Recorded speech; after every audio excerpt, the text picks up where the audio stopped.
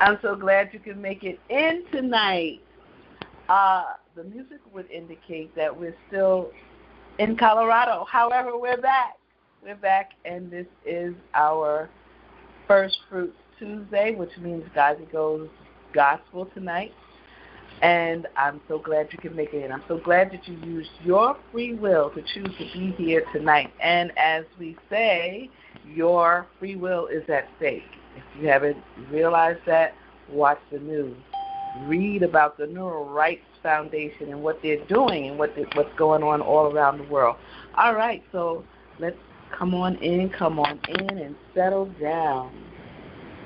Thank you for being here once again. I'm so happy that you chose to be here, and as usual, I choose you back. So we're going to start out our First Fruits Tuesday with a message, an inspirational message. And so let me settle down, let us settle in, and let's get started, guys. So every now and then it's important for us to do a mental health check. You have to check ourselves, actually. So the more that we can self-reflect, the better it is for us. So when I was reflecting recently, I was thinking about this day. I was younger, and I love learning from older people. See, some young people, they disregard seniors. They laugh at their warnings and actually look down on their frailties. But I cherish their wisdom and their words of wisdom. So one day, my stepfather's friend visited, and he seemed so carefree. So I asked him, what's the secret to a happy life? And he said, when I go about my day-to-day routine, I leave one place, and everything that happened there, I leave it back there. I leave it behind. And at first I was like, okay. And I had to think about it. I thought about it then. I thought about it later. And I came to understand that, to me, not to carry your problems with you, not to carry emotional baggage from one place to the other. And the Bible also tells us this. It tells us to brush the dust from our shoulders. It tells us if we're not accepted somewhere. Actually, Sir Dan, can you read that for me? I believe it's in Matthew chapter 10 somewhere. Absolutely. If any household or town refuses to welcome you or listen to your message, shake its dust from your feet as you leave. Okay, so not your shoulders, your feet. So if they don't welcome you, if you're not welcome somewhere, shake that dust off and keep going. And the Bible also talks about us casting our cares upon Him, upon Jesus, because He cares for us, and His burden is easy. His yoke is easy, light. So we get yoked with Him, and our burden becomes light. And so God never wants us to walk around as if we're burdensome, carrying things from one thing to another. I know even in relationships, they tell us to forgive before we go to sleep at night. If you're a married couple and you have a bitter argument, before you go to sleep, you should try to forgive one another and make up. It's very important. So, someone has noise in their background, please.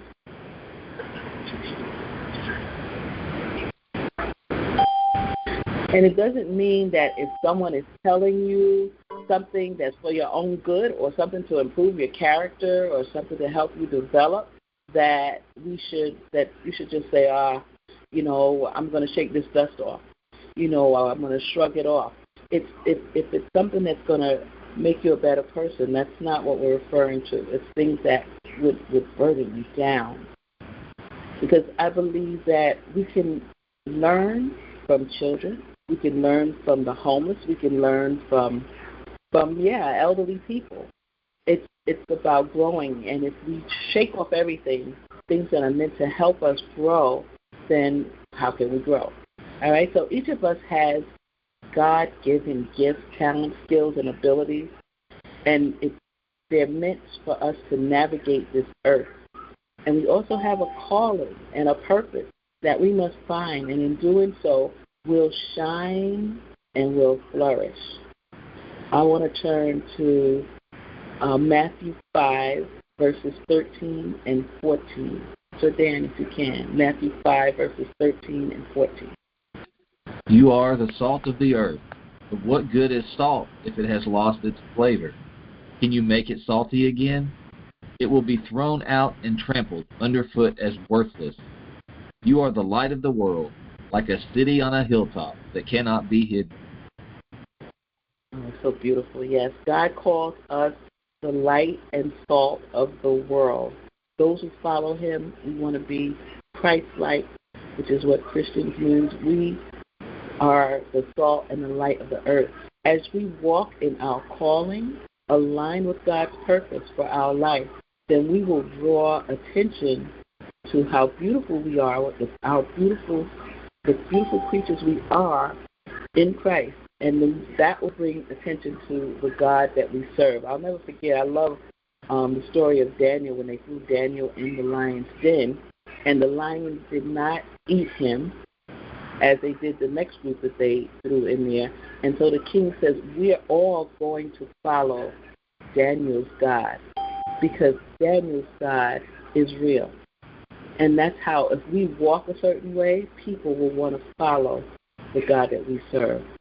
So my final thought with this is that this walk on earth is not as much about humans and even less about us than about the spiritual forces that are aimlessly battling for control. And God is sovereign and oh so wise, because if he had given man the ability to reproduce, we would be in big trouble. That is the great mystery of God, and something that man will never be able to do. Man cannot breathe into another man and create life. God can only do that. So let's be the salt and light so that others can see the glory of our God through us.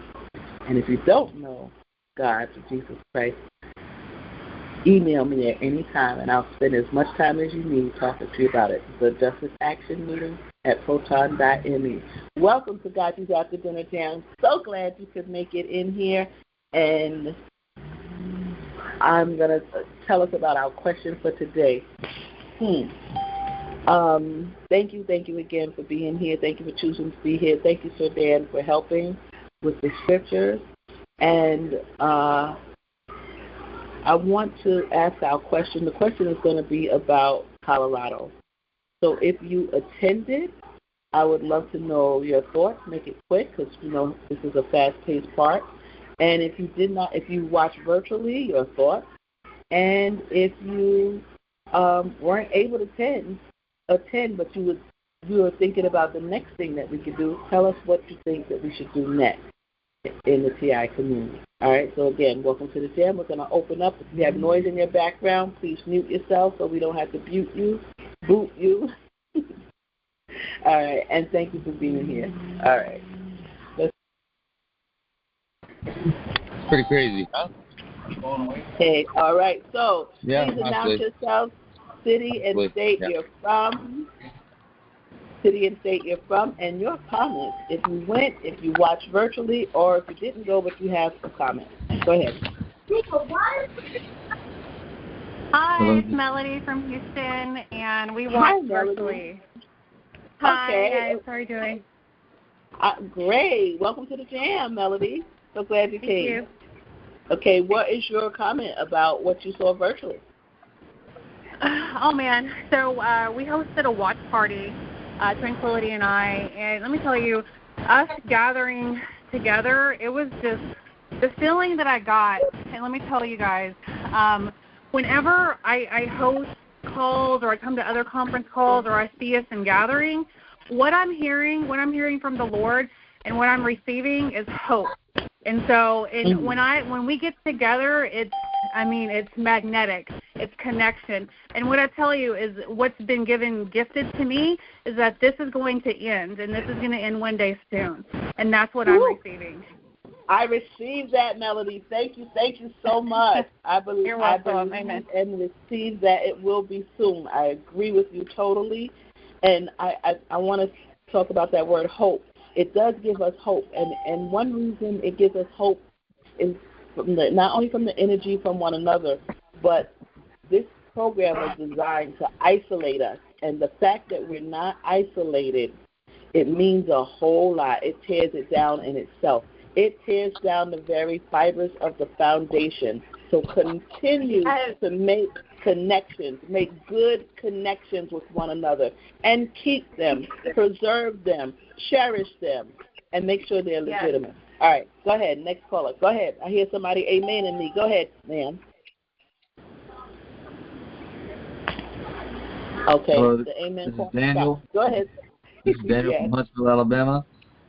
Hi, and Daniel. I went to the rally, and it was really good. There was high camaraderie. Everybody was cheering each other on, and just meeting all the people there was a life-changing experience. All right. Thank you, Sir Dan. Thank you. Thank you. Thank you for coming, guys, and thank you for your comments. All right. Anybody else? Hi, I'm Ray. I didn't go to the rally or watch it virtually. I'm very impressed. I just found this group. I'm like, literally, I didn't know nothing. I just started Googling because I just became a target since April, and I'm just a single mom of 6 kids, so I'm fresh and new, and I don't know nothing. So I found out about the rally literally 2 days ago. Okay. Well, Ray, welcome to the group. Welcome, and hopefully you'll meet some good friends and hear some good information here that will encourage you and take care of your children. Yeah. Welcome, Ray. Mm-hmm. I could fucking be. Anybody else? Somebody needs to mute. All right. Anybody else? This is Cece in Sacramento, just saying hello, GoGi. Hope everything's going well. Thank you for having the show. Thank you, Cece. Thank you, Cece, for being here from Sacramento, California. Always a pleasure. Anybody else? Yeah, this is Derek. Derek, go ahead, Derek. And then a woman, you can go next. Go ahead, sir. Okay. Yeah, when I all my funds home, so I had to transfer that fund to another account, and then I just took that money and I paid the taxes. So the taxes got paid, but I did everything that you guys did live streaming. I forwarded it to everybody. I hope that give a crap about it, because I feel this is our year, and that's my password. My password, as long as it keeps glorifying that's the year, that it's got to end.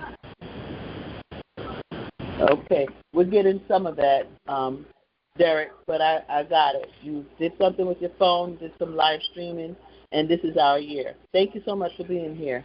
It was a woman that was speaking. Go ahead, ma'am. Hey, GoGi, I just wanted to say I did not attend, but Anna presented it in such a professional way. She seemed like a true journalist. It made you feel like you were there. So thank you all for what you did at that rally. Thank you, and thank you for watching virtually. Thank you so much for your comments, Lynn. All right. Anybody else?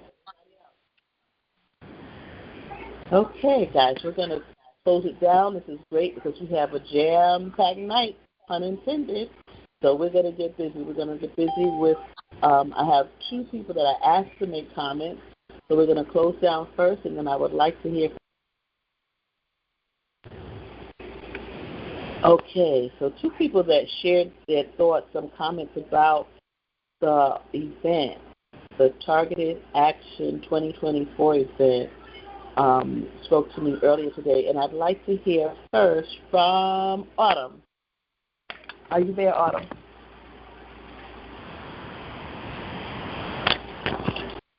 Uh-oh. Maybe Autumn is muted. I need to send another phone number out. I am not muted anymore. Okay. Hi, GoGi. Hi, how are you? It was a pleasure meeting you. I am good. How are you? as well as can be expected under the circumstances. I have to say it was a joy meeting you, Autumn. You know, you hear these voices on the phone all the time. It was so nice to meet you, too. It was so nice to meet you, too, GoGi. Thank you. I absolutely loved everybody I met. And, Daniel, I heard your voice a minute ago. I love you and your mom so much. You guys were awesome. I just make sure you call me. Yeah, you know what? You guys need to keep in touch with me. I absolutely loved you guys. Thank you. We will. Absolutely. Absolutely. I think you guys are amazing people, and you know what? I'm just so thankful that I met so many awesome people. I love you, GoGi. I'm excited. I'm coming to Houston on Sunday.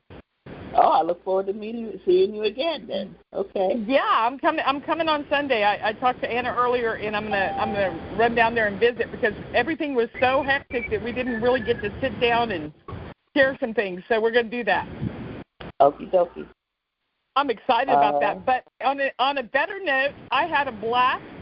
It was an amazing experience. It was very empowering to be around so many other TIs. And as I was telling you earlier, GoGi, I have a friend that is a farmer in Colorado, and he contacted me earlier, and he had complained about the cell towers by his house, and they were taking them down today.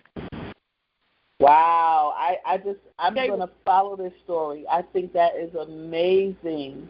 Yeah, and it made me so happy. He sent me a message, and we'd spoken a couple days ago, and he's been so supportive of me. And right after he talked to me, he said that he looked outside, and there was a some kind of code enforcement agent parked in front of his house, not once but twice in the same day. Next thing he knows, they're out there and they're taking down the cell towers. They need to take them down. Yeah, it made me so happy. It makes me feel like it's progress. Yes, I sure hope so. I hope so, guys. We're going to pay attention. We're going to follow. We're going to remain alert. And hopefully these things what we're doing is having impact. Thank you so much for that, Autumn. Thank you for joining the call. Always a pleasure to hear your voice. Thank you guys so much. And everybody keep in touch with me. And, GoGi, you're more than welcome to put my number out there. I love getting calls from people. So okay. I have no problem with that. All right, guys. God bless y'all. All right. Thank you for helping with Constance and Alexandria. All right. Honey, you know what? That was a pleasure. I know. They're beautiful people. Thank you. Yes. The next caller. Okay, next I want to hear from Betty Dew, who watches the FCC licenses feverishly. And she said she noticed something different in Texas while we were gone. Betty Dew, are you there?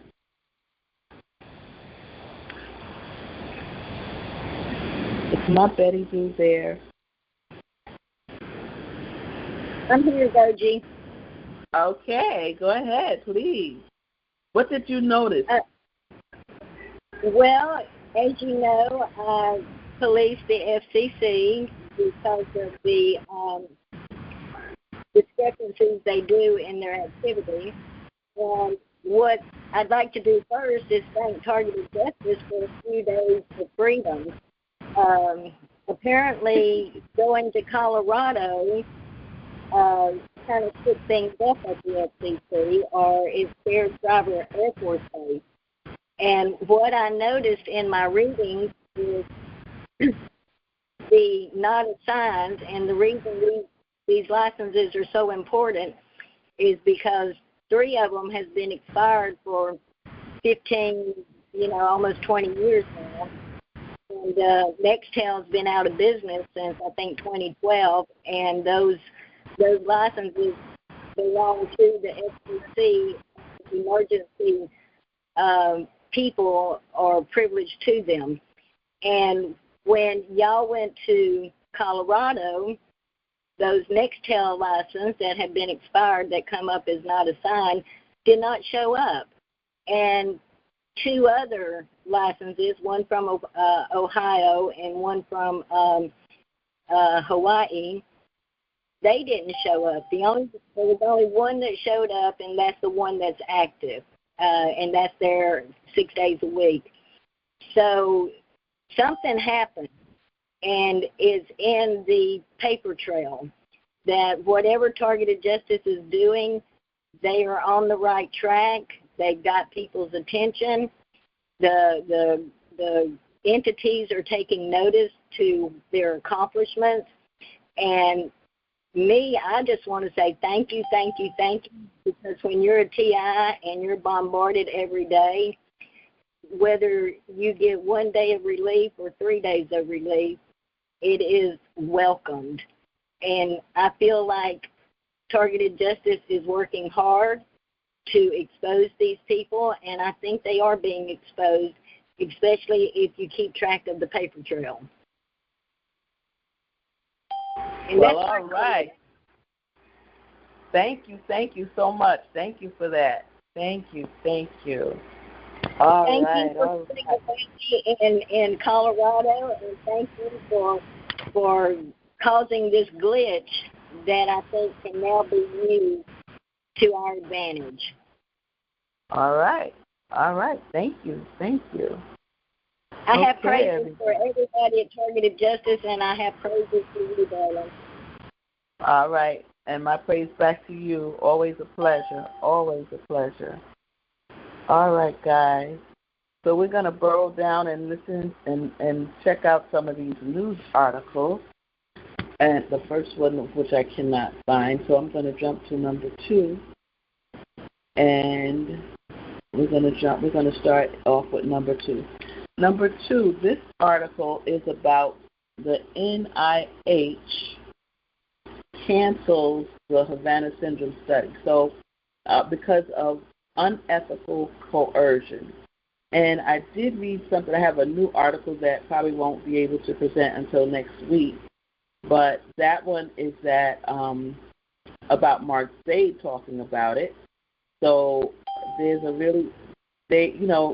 if you're going to do a study, it has to be, okay, that here's the joke, because we all know we're in a study, and unfortunately we did not select or authorize it.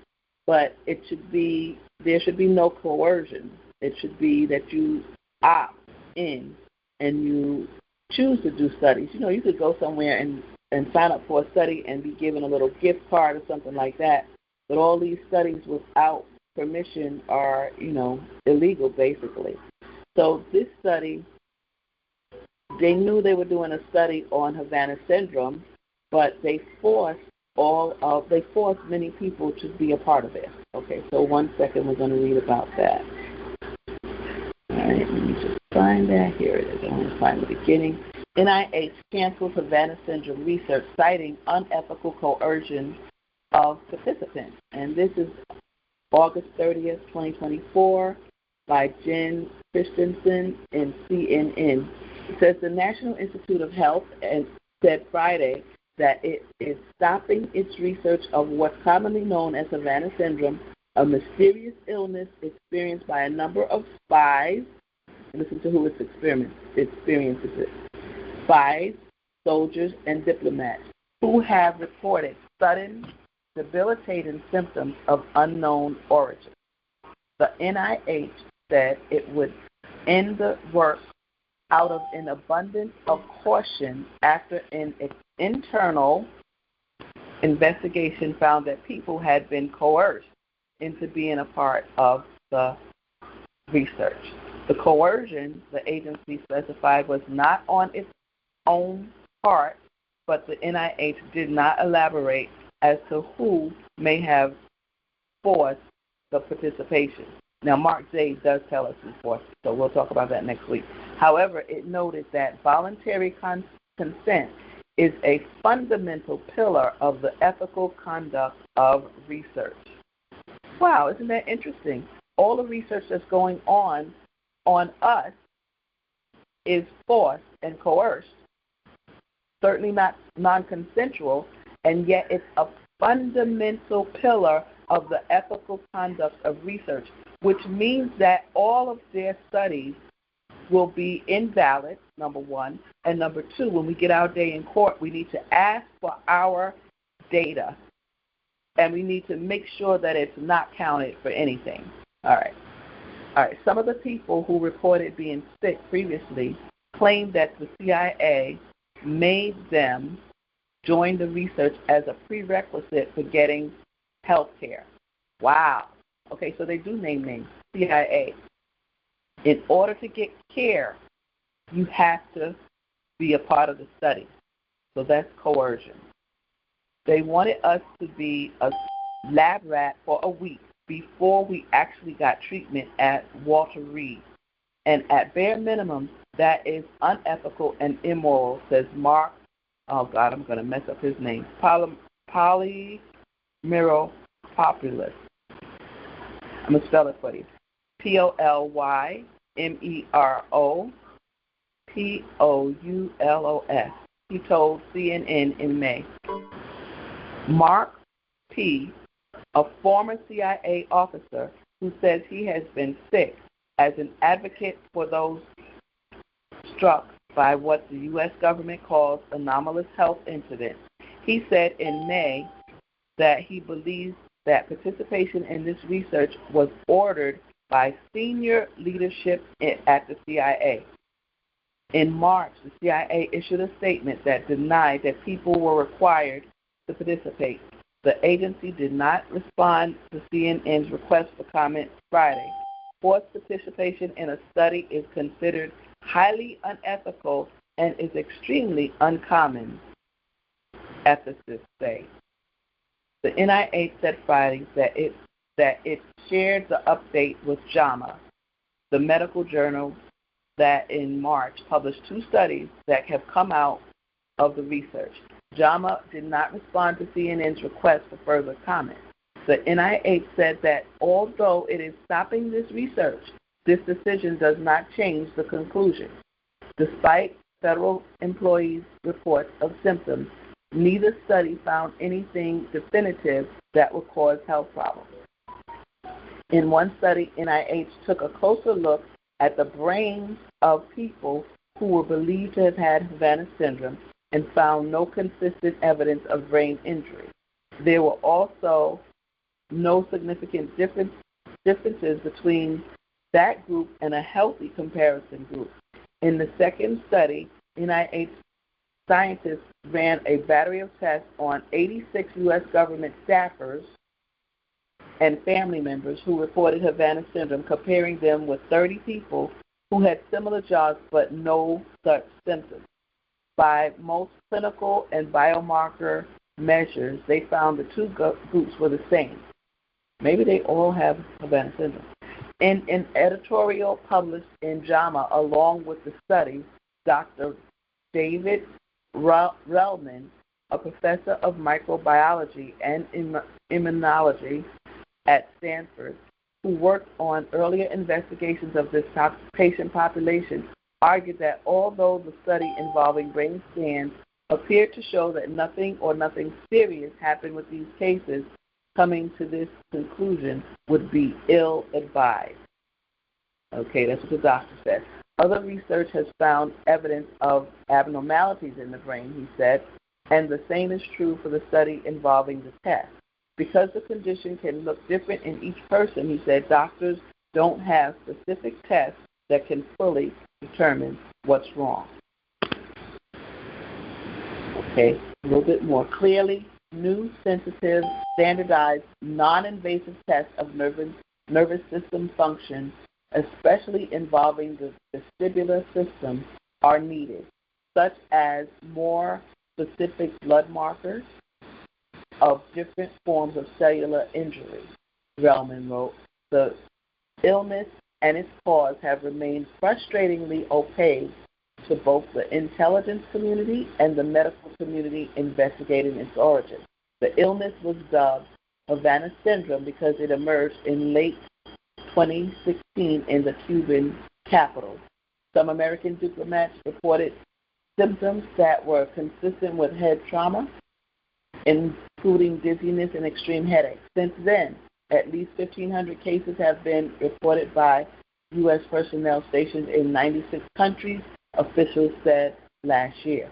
There was a long-standing speculation about a new kind of weapon as the cause of these illnesses, but the U.S. intelligence community said last year that it cannot link any causes to a foreign adversary, ruling it unlikely that the unexplained illness was the result of a targeted campaign by an enemy of the United States. There it is again.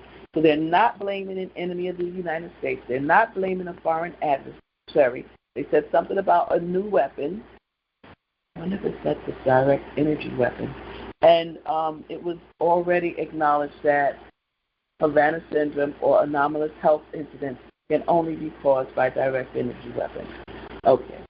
So there's a lot of attention being paid to Havana syndrome. As you see, there is some unethical things going on, and NIH actually stopped the study, and Mark Slade is still fighting for his diplomat, and there's a lot of attention because they know that it's caused by direct energy weapons. So acknowledging that people have Havana syndrome or AHI also acknowledges that there are directed energy weapons being used on U.S. soil.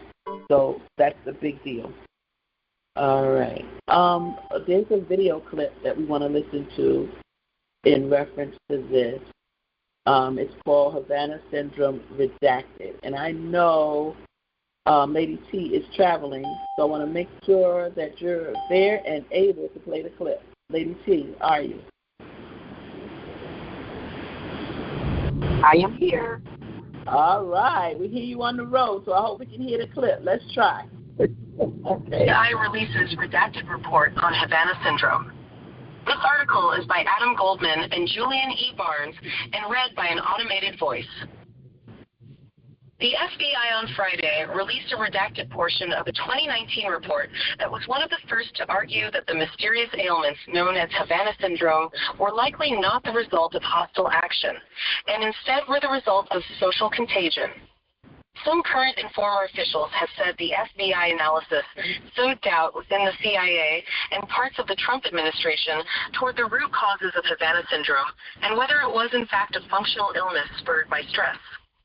As a result, people with symptoms of Havana syndrome and their legal representatives have long disparaged the FBI findings, noting that the investigators reviewed records but did not interview victims. The New York Times obtained the executive summary of the report as part of a Freedom of Information Act lawsuit. CIA officers and diplomats stationed in Cuba first reported injuries from Havana syndrome in 2016, complaining of dizziness and nausea, often after hearing a noise or feeling pressure. Later, American spies and diplomats in China, Austria, and other parts of the world began reporting similar symptoms. The growing number of complaints fed intense speculation that an adversarial power could have used covert high-tech weapons or other devices to injure American officials. When the Biden administration took office, officials were initially skeptical of the FBI's conclusions. The CIA, State Department, and other agencies pledged to improve health care for people suffering from symptoms associated with Havana syndrome and to conduct a renewed inquiry into the causes.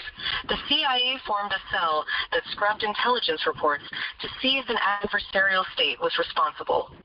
But the CIA and then the Office of the Director of National Intelligence concluded it was very unlikely a foreign power was behind the ailments. They found no evidence that Russia, Cuba, or China was carrying out a campaign using devices capable of delivering directed energy. Instead, the reviews attributed many of the symptoms to underlying medical issues, environmental factors, and stress, the same factors the 2019 FBI report highlights. The 2019 report takes a skeptical view of Havana syndrome, using the word victim in quotation marks to describe people reporting symptoms.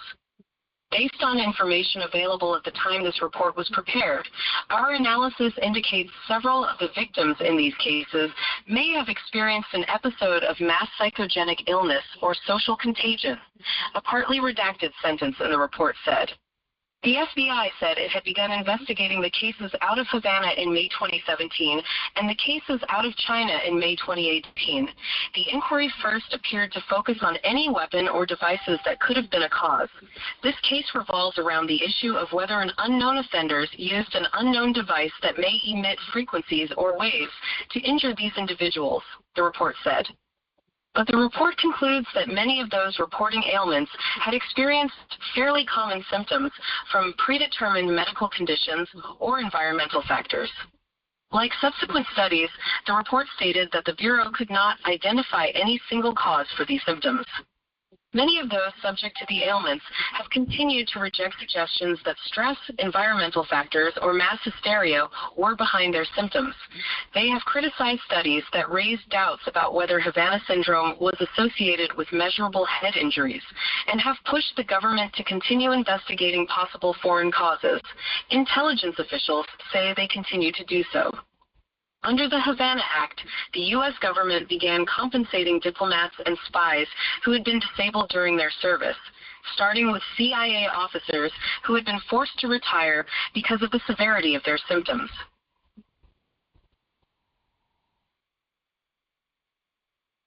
All right. Thank you.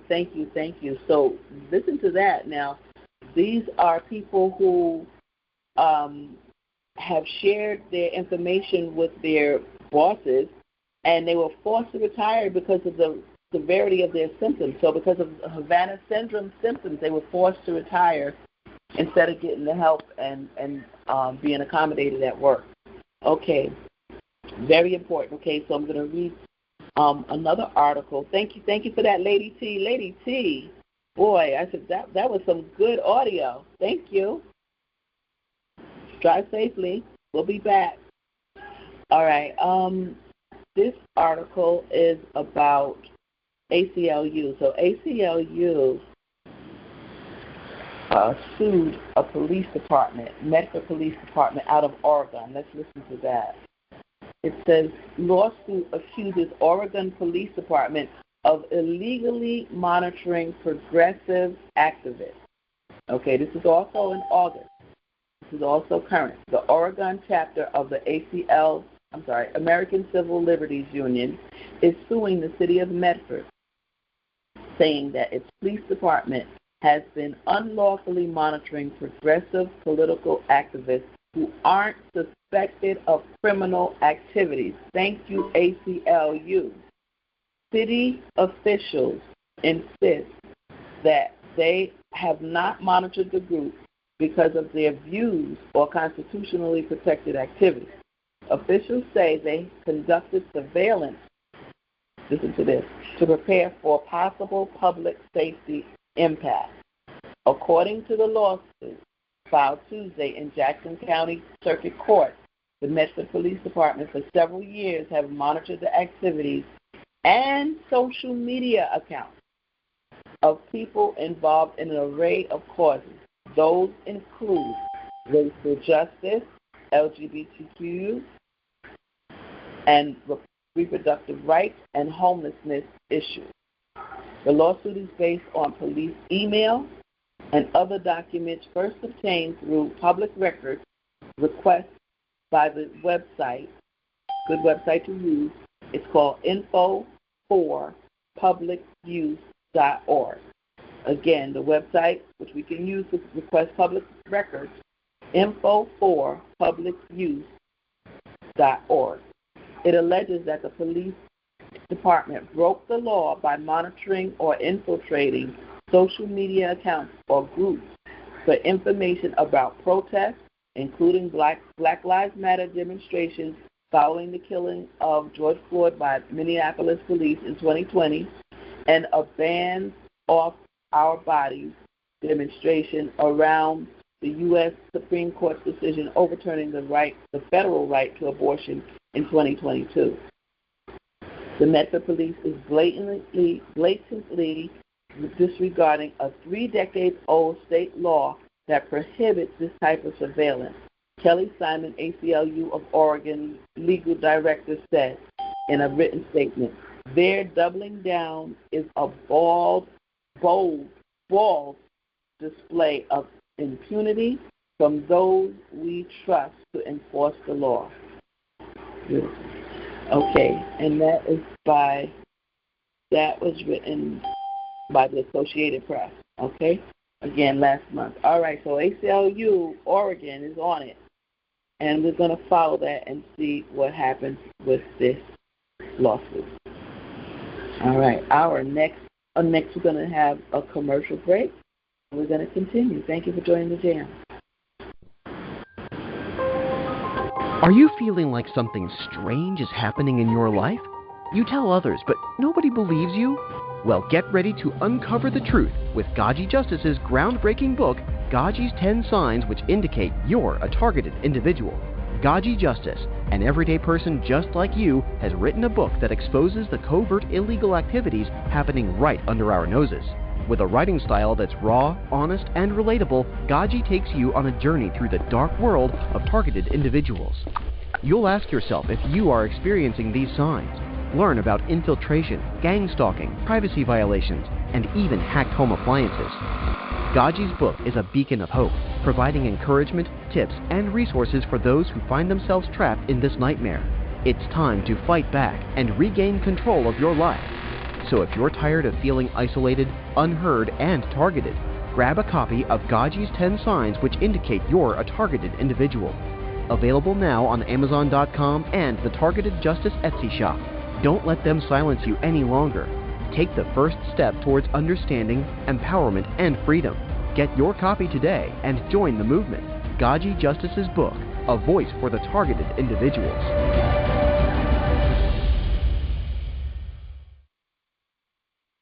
All right. Okay, everybody. All right, here we go with this article. I hope you are getting your copy of the book, sharing the information, reading it, and seeing where you fit in, because sometimes you'll find that you were targeted longer than you think. All right, I'm looking for this article. This article is from Korea, but I find it very interesting because they're talking about the vaccine, but in a way, it talks about a kill switch, so we want to pay attention. Just get it here.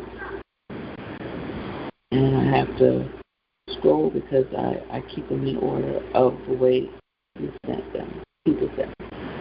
All right, so the name of this article is Korea Launches Investigation into Genocidal mRNA Nanotech Found in Billions of Vaccines. This, again, is in August, and it was fact-checked, double fact-checked, okay?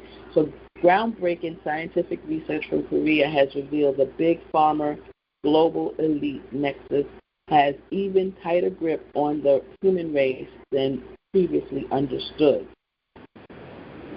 The research out of Korea has revealed that bodies of vaccinated people contain billions of mRNA vaccine nanorobots that can be switched on and off to control a host of bodily functions, including the chemicals that control, hear this, and this is the part I want us to pay attention to. So these nanorobots can be switched on and off to control emotion, drive, and appetite. According to Korean scientists, the mRNA nanotechnology appears to even have the capacity to switch off maternal instincts and even program death for the vaccinated host. Before we dive in, this is advertisement. So it sounds like a plot from a science fiction horror film, an evil overlord injecting humans with nanoparticles that form a microscopic army, taking over minds and bodies, all controlled remotely by hitting smart devices. Now, that's a terrifying scenario, but thankfully it's just a movie plot, or is it? And I'll leave it right there. So, again, this article is about the mRNA jab that contains the kill switch. All right. Let's see. Okay. That's all I want to say about that. If you want to read the whole article, it gives you the information.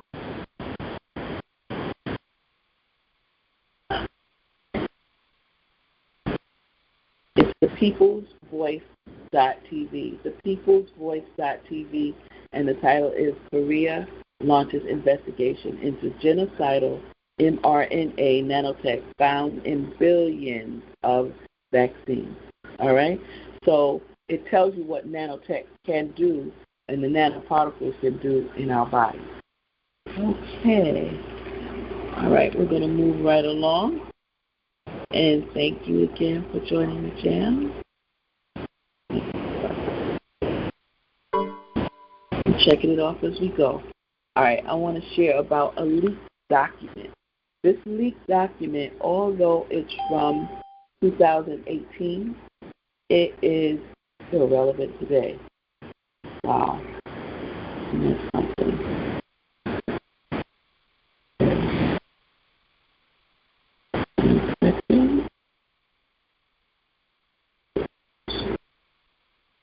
Exactly. And so happy to meet so many of the J.A.Msters this past weekend, this week. Here we go. Okay. And this is from the Daily Mail. It says U.S. government accidentally sends a strange conspiracy theory file describing remote mind control and forced memory blanking. This is from 2018. So look what it does. Okay. It says the find was made by a reporter who was investigating far left and right militant groups. The Washington State Fusion Center included the files in its response to his inquiry.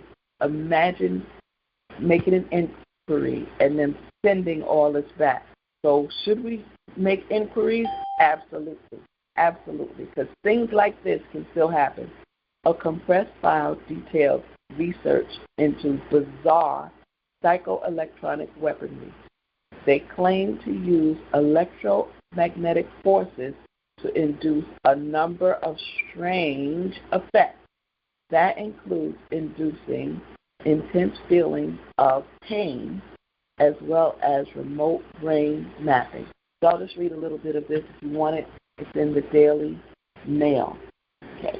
It says the U.S. government may have been secretly collecting documents on remote mind control and forced memory blanking. Accidentally leaked files suggest. A reporter claims to have been mysteriously sent the proof after filing a request for a different set of information in what sounds like a plot from the X-Files. They revealed research into bizarre psychoelectronic weaponry. These claim to use electromagnetic forces to achieve their aim, including inducing intense pain, itching, or even rigor mortis. Mail Online has contacted the parties involved to verify the claims, but yet has to receive a response. And they have a figure and all the parts of the figure, a human figure, and what the parts do. What the parts do. Okay. So the documents in question were sent to Curtis Waltman, a journalist working for Boston nonprofit Muckrock.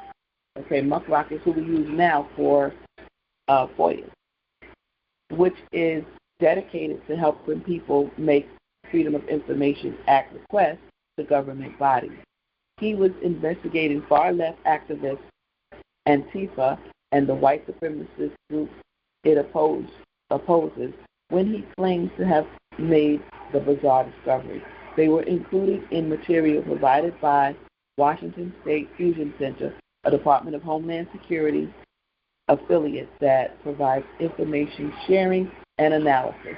Okay, you can read it further in the dailymail.com science, and it's from 2018. The key here is that they, kind of told on themselves about what they were collecting. The summary, the last paragraph, it says, it could have been meant for another release. It could have been gathered for an upcoming Washington State Fusion Center report, or it could have been even from the personal files of an intelligence officer that somehow got mixed up in the release. The truth wants to come out. We just can't hold the truth down. It's just bumping and popping out everywhere. Okay. That's a leaked document. Next, we're going to look at something from 2021. Okay. That is still applicable as well.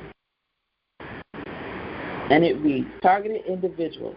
Now that we know it is real, will somebody finally do something? Now, this is in 2021, they're asking. Here we are in 2024. And this article is by Jim Dean and Gordon Duff. It says, for many years, people around the world complain of microwave attacks, some focus to the point of stimulating specific sensory patterns and perceptions. The numbers of those involved are likely thousands more. Now we have the U.S. military, the CIA, and State Department telling us that their personnel have been under these same attacks as well. After years of denial, or worse still, years of being the actual perpetrators. Okay. Article is telling us where it is. We do know the U.S. government has spent billions on this kind of research and has even tested these technologies as they had tested cold virus, low-dose sarin, and even BZ gas on New York subway riders. The equipment needed loads easily on a King Air 350, and tests of classified technology have been performed using Adama's platforms, including over Iraq. The time for denial is gone, and it is time to launch an investigation. Please note that it is quite possible for induced sensations to be perceived by the body as microwave attacks, while the real attack only stimulates to the brain what would seem to be such an attack. This is interesting. Okay, it says read that one again carefully. Okay, let's read that again carefully. Please note that it is quite possible for induced sensation to be perceived by the body as microwave attacks, while the real attack only stimulates to the brain what would seem to be an attack, such an attack. Okay, it says emergency satellite technology being used to track, monitor, torture, and kill. Give an email address. I'm going to give you the email address. Maybe we want to write them. The email address is satellitetorture@gmail.com. Satellitetorture@gmail.com. Satellite technology presumably developed and controlled by the U.S. government is being used to track, monitor, torture, and kill people all over the world. The satellite operators establish an invisible microwave connection with people's brains, providing constant tracking and silent surveillance. They can hear what we hear, see what we see, and even read our thoughts. Total surveillance of anyone, anywhere in the world. This technology is infinitely more frightening and Orwellian than NSA data collection. Unfortunately, illegal surveillance is not the most serious issue. This technology can also be used as a remote, untraceable torture instrument and lethal weapon. By interacting with the brain, the operators can transmit inexplicable sounds, voices, images, smells, and tastes, and cause numerous pains and sensations throughout the body. These include the sensation of electrical current and vibrations, ear ringing, pressure on the eardrum, eye stinging and irritation, headaches, pains in the stomach, chest, heart, brain, genitals, teeth, jaws, and gums, upset stomach and gastrointestinal issues, heart palpitations, shortness of breath, stinging, burning, tingling, and pinprick sensations all over the body, uncontrollable itching, scratchy throat, coughing and sneezing, severe chills, dehydration, frequent urination, nasal drain, and genital destimulation. The technology can interfere with your sleep and memory and cause sudden extreme swings in energy levels and emotional states, depression, anxiety, and anger. Victims are broken down through sleep deprivation and intense physical and psychological torture in an attempt to push them to suicide or violence. Exhausted, disoriented, and just trying to survive the torture, they are extremely vulnerable to anything, including false narratives that might offer an explanation for their unimaginable pain and suffering. While it may not be mind control, as some literature suggests, the torture can dramatically alter a victim's thought processes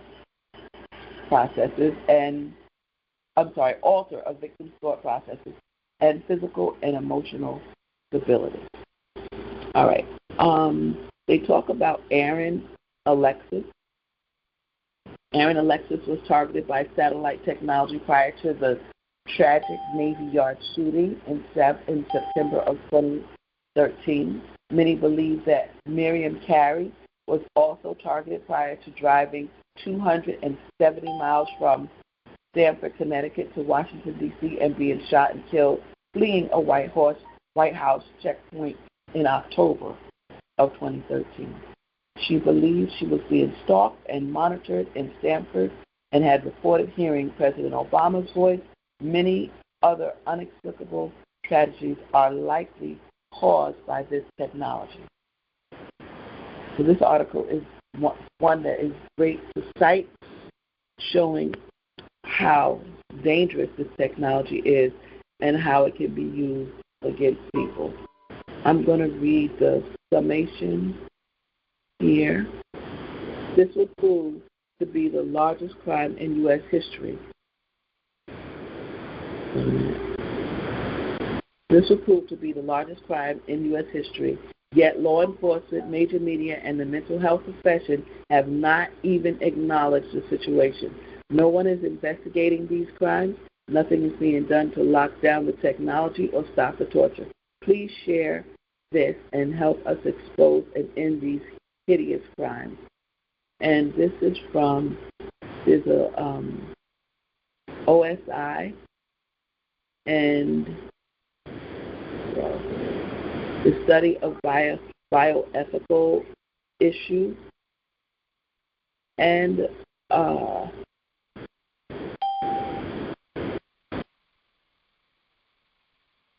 especially this email, satellitetorture@gmail.com. That's how to contact these people who are actually asking for help, and I hope are still available to us to reach out to and collaborate with. Okay, satellite torture. All right, guys, let's turn to something a little more uplifting. We're going to take a commercial break and continue. And then I have the next thing we want to talk about actually is pertinent to what we're just reading, how this satellite torture or technology can influence people. And I'm not sure if that's the case with Corey Cobb Bay, but you may have heard of the young man who did not know he was a TI and was the cause of a cop killing in Dallas, Texas. We're going to listen to a clip, read a little bit about an article, and then I have two people that felt so strongly about it. They wanted to share, one, the timeline, and two, some of the discrepancies. So let's take a commercial break and then turn our attention to Corey Cobb Bay. All right, commercial first. Welcome to TIEvents.org, your official insider for the targeted individual community. As the go-to source for all TI events, we're here to keep you in the loop with the latest and greatest happenings. Discover daily conference calls, meetups, and exclusive events across the USA, all at your fingertips. Plus, planning a TI event? Advertise with us for free and connect directly with the TI community. TIEvents.org is not just a website. It's your gateway to a world of information, connection, and empowerment for TIs everywhere. TIEvents.org, your official insider. Dive in and discover today. Yes. TI events. Don't forget to check for all the information about what the TIs are doing all over the world. Okay. So now we want to turn our attention to Corey Bay. Lady T, are you there with us still? I'm here, GoGi. Great. Thank you. Drive safely, and let's hear that clip, please. And Rebecca, as we try to make sense of something that seems so senseless, we're learning more about the man police say is responsible. Corey Cobb Bay's posts online show a history of tense interactions with police, and his father tells me his family noticed a change in his behavior in the past few days. The sound of the gunfire and the bullet holes it left behind do not answer why. But now we know more about who. Sources say it was 30-year-old Corey Cobb Bay who ambushed and killed a Dallas police officer and shot 2 others. Just hours before the shooting, he posted video to Facebook of a drone and said the people flying it want to destroy the world. Is there any problem else? Listen. In another video this month, Cobb approaches and questions police officers in an unmarked SUV. He claims someone is following him in another. Like, you see, like, these demons go to pay, bro. I'm telling you, man. I'm telling you, bro. On his Facebook page, I heard that he's talking about like demons or something like that. Emery Cobb says his son started acting strangely a few days ago. I feel like somebody was chasing him, like the police was out there. Doorbell camera video shows the SWAT team pull up to his house around 2 a.m. Somebody had a whole police force out there. Emery Cobb says they busted in the window of the backyard guest house where his son lived and took his son's laptop and magazines from his gun. He was a very good person to me, you know. That's basically it. He says Corey lost his job as a trucker earlier this month and may have used laced drugs. He says their family is struggling to understand how his youngest son could kill a cop. Unbelievable. You know, I could believe myself because he never behaved anything like that. In Dallas, I'm Cole Sullivan. Thank you so much, Lady T. Thank you. All right, so thank you. It must be, I mean, the family is shocked, of course. This is not his usual behavior.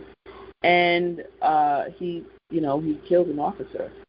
So I have a few articles here, and then I'm going to turn it over to first Lynn to discuss the timeline, and also then to Map Newscaster to discuss the some of the discrepancies. So but mainly we do know that he killed 1 officer and he injured 2 others, and that he was complaining about being followed by drones and police officers. So his so-called, if he is indeed a TI, and we can hear some of the same patterns. I know drones follow me. Drones are above my house probably now. So the drones, the planes, the police officers, everyone is not followed by police officers, but many are. Some by just regular cars. Some complain of white cars, red cars, black cars, gray cars, Nissans, Hondas, etc. So followed by the cars and so forth. But he had very similar complaints. I would like to have Lynn and then Map Newscaster report first, and then I'll come back with any of the news that I have here that may be to fill in any of the gaps. So Lynn, are you there, lady? I'm here, GoGi. Can you hear me? I can hear you. We can hear you well. Okay. Can you please share some of the timeline? Yes, ma'am. So to just briefly say, Corey Cobb. He was born Corey Cobb. He joined an organization, the Moors. So whenever you see the hyphenated name of B-E-Y following the legal last name, that's usually an indication that they're a part of a Moor organization, which is a very peaceful organization. So let me just say that he was 30 years old. He was gunned down by Dallas police on this past Thursday. That's part of the timeline of when this all happened.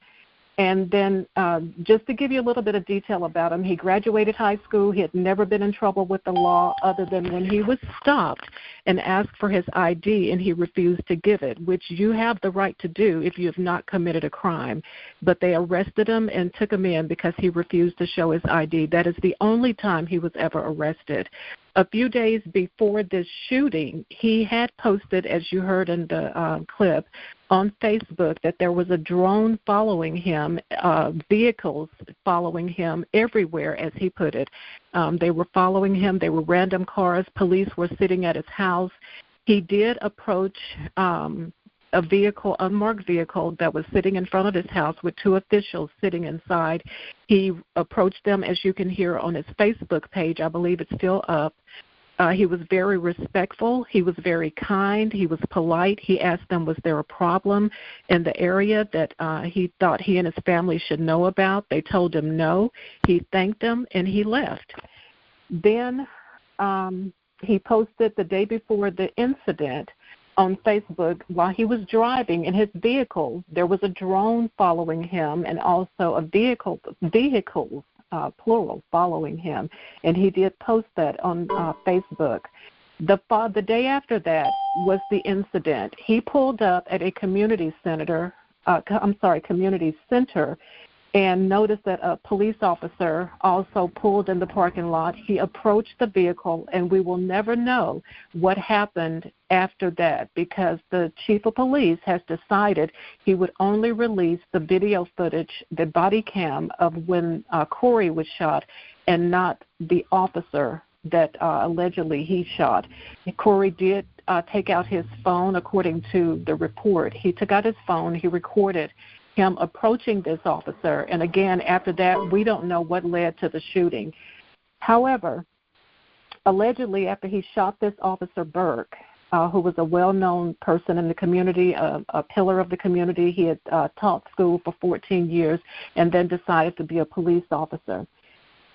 He was shot, allegedly, by Corey. Two senior corporals arrived on the scene. And again, I'm going to repeat that, 2 senior corporals. That's unheard of. Usually it's street cops that show up, just regular cops. But these 2 senior corporals showed up. Allegedly, Corey shot both of them. They both survived their injuries. This ensued a chase. In my opinion, Corey felt threatened for his life. He ran. They chased him, and he stopped his car on a busy highway. My thinking is, and this is just my opinion, he wanted the world to see what was about to happen. He wanted them to see that he was about to be executed. So he stopped his car. He got out with his hands up. For some reason, as they were shouting these commands to him, he got back in the car. He got the gun out. He did not point the gun at them, which you can see on the video, and they just unleashed bullets into his body. I mean, just one after the other, and they killed him.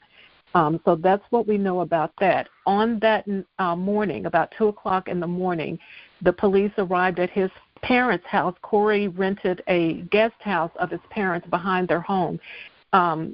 The whole while they were there for hours, according to his father.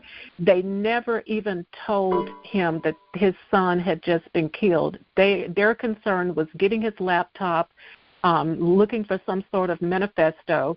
None of this was ever discovered, because if it had been, we would know about it.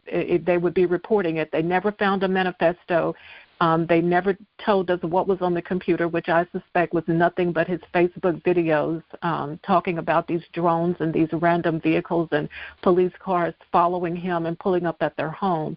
The way the father found out that his son had been shot is his brother saw the vehicle on the news. They did a news break showing the shooting, and he saw the vehicle and called his brother and told him they shot your son. That's how he found out, while the officers were still at the house, rummaging through things.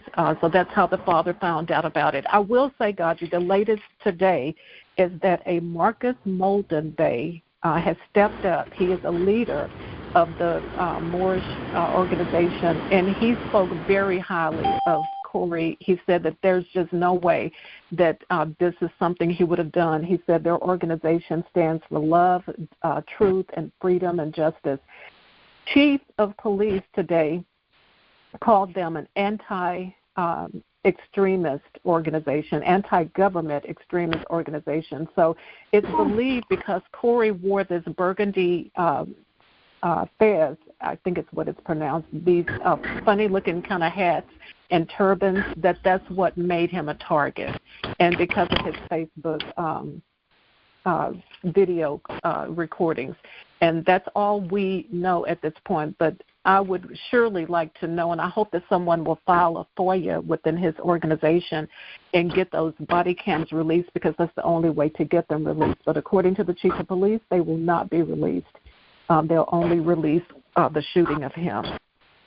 And sadly, that's pretty much it on that. Thank you so much. Thank you so much. Very, very, very sad all the way around, because two young men now are dead, and and program related. It certainly sounds like, I mean, if anyone's here that's been a TI for any length of time, I'm sure you can hear some of the patterns and the things that we complain about that Corey was complaining about. Being followed by police, drones overhead, and so forth, not knowing he was a targeted individual, not knowing, and there was a statement that I read that said that when the police ran something, they saw that he was in the FBI database, meaning the TSDB. All right? Wow. So there's a statement, it is recorded in the news. I can share I can cite the reference. And so, obviously, to me, it seems he was a TI, did not know, his family did not know, the Moors did not know. He just knew something was going on, and he was trying to get help. And sad enough, he did what we don't want anybody to be pushed to the point of doing. And we just read about the technology, which can cause it, by the way. But we don't want anybody to be pushed to that point. That's why our involvement with one another, our connections are so, so very important, because here we find out and we know that this is the norm. That it's a no-touch torture program, so they're following you, but, ignore them. But he didn't know that. He felt threatened. He see everywhere he goes, the cops are there. Why? And then he's a Moor. He's peaceful. He knows he's not supposed to have, police are not supposed to bother him, and here it is happening. Okay, so that's where we are now. Let me just say this really quick. It takes a lot for most men to break down and cry. When you hear his father talk about how he cried to he and his mother about these people following him, it shows the stress and the confusion he was under, as we often have gone through as new TIs, not knowing that we're a TI, not knowing what the heck is going on, why are these people following me, I don't know them, they don't know me. So I think he was under a lot of stress and confusion. I doubt that this was even drug-related. But, again, it's just too many unanswered questions for me. I mean, it's just too much. I won't even go into that, but you know how I feel about it. Yeah. There are a lot of unanswered questions, and I hope that they do somehow end up revealing that last body cam, because that's just as important as the others. All right. The two senior officers that you mentioned are Officer Jamie Farmer and Officer Carissa Davis. And those were shot. I'm sorry? Yes, senior corporals. Senior corporals, yes. And so David was shot in the face and is still fighting for her life, but now you say she survived. She survived, and Farmer was shot in the leg and is recovering at home. That's the two of them, and it's just really unfortunate. Okay, Map News Quester, I wanted you to share about some discrepancies that you find, and then I'm going to sum this up. Okay, go ahead, sir. Hi, GoGi. Hey, how you guys? Hey, how you guys doing? Oh. Wait a minute, I'm sorry. Did somebody just say something? GoGi, it's Tammy. I'm sorry. Okay, hi. Okay, let me see what time. Okay, welcome. I'm listening. Okay, I'm listening. All right, thank you. That's our guest speakers, guys. So we'll be with her right now, and shortly. Go ahead. Go ahead, sir. Okay. Hey, how you guys doing? I go by the name of Map News. You can follow me on Instagram at Map Newscast. And I just want to say that, Lynn, everything you said was like dead on point, exactly how the same things I was thinking and the same things that I believe how it went down and transpired. I have a few discrepancies that I would like to go over, and I came to the conclusion of listening to the videos and reading the articles. My first discrepancy was he on the database before the incident took place? And if so, how long has he been on the database? I think it's very important when it comes to this situation that took place, and I believe that these are the factors that could have led up to this incident. Fear is a buildup, and remember, everybody doesn't have the same stress response as everyone else, and they know this in this program. That's why they add more pressure on others to make these egregious situations transpire. My other discrepancy was, why wasn't he notified when he asked the police in the undercover vehicle of the Tahoe? When he asked them, I seen Fox News cut off the clip when he was getting ready to ask the question, and they were trying to present him as somebody, again, walking up to a vehicle, as in the video that they tried to say with the cop.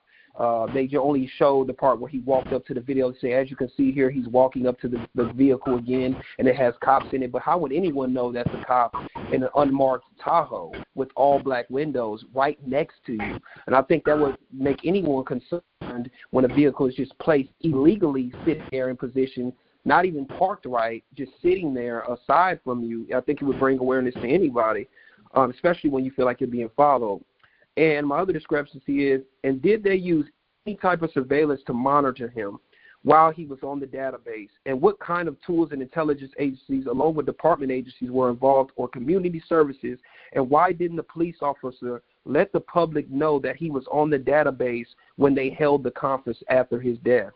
I felt like those things were extremely suspicious to me, because usually after an incident, a police goes over a debrief. They debrief the situation. They tell you this guy was a known and suspected terrorist. We already had eyes on him, but unfortunately they didn't get to the situation in time.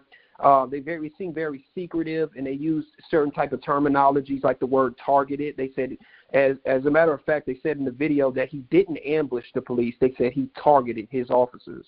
So I guess basically using reverse psychology to negate anything if that targeted a justice community or a targeted individual's community came to his self-defense and said, hey, I go through that as well, and anybody could identify with the things that he went through. Another is, and I wanted to state this as well, I do not condone any forms of violence, but I also don't condone antagonizing or encouraging violence to take place. With that said, if indeed this individual was surveillance without his knowledge or consent after not having any violent criminal background, it is expected for one to become a victim to extreme paranoia when being psychologically manipulated by intelligence agencies. I took a personal interest in investigating Cobb's situation. I would love to get in touch with his father and inform him on the program. His son, I believe, was a victim to this program. And I believe that we shouldn't judge before we assess the whole situation. I think it's easy to look from the outside in and say, hey, this guy killed a cop. And, I'm not condoning, and I believe no one's condoning any type of violence or murder or bloodshed, but we also want to make sure we do our due diligence as human beings to assess the situation and not condemn and judge someone if information is being withheld.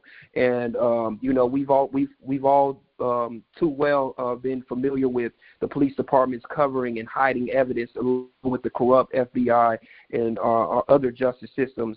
So I'm going to be starting a petition. I really want to spearhead this. I really want to, and anyone to join me in spearheading this. I think this is a big opportunity for targeted individuals to claim their justice. If at any time the time is now to use this situation to not let this guy's death go in vain. I think we should get an autopsy on his body, ask for FOIA requests on the situation, ask for FOIA requests prior to this situation. What type of information at the police department was written about this individual before this took place and transpired? So if you would all join me on MAP Newscast on Instagram we can get contact, share information. I believe we should go petition. I believe we should go visit his family and get at least up to 50 to 30 people to stand and protest about getting more information on this situation. Amen. Okay, thank you for that, MAP Newscaster. So MAP Newscaster on Instagram, please follow him. Be a part of what's getting ready to happen for Corey Cobb Bay. And I just have to say it's disheartening all the way around. To me, just in my gut, it's just a pain when I think about this, because it is so the fault of this program, period. If not for that, he would not be followed. This whole incident would not have happened. So it's just terrible. He's dead, and two are wounded. One is dead. One cop is dead, and just all because of the FBI's targeted individual program. Period. And the whole whatever goes along with it, everything that stands behind it, the technology, all the agencies that stand with it, all the corruption, everybody that is involved in any kind of way, they have ownership in this. And so, to me, the cops and their families, need to be acknowledged, and certainly Corey. And, I'm happy that the Moores are standing with him, and his poor family, his father and family, who have no clue why their son acted out of character. Totally out of character.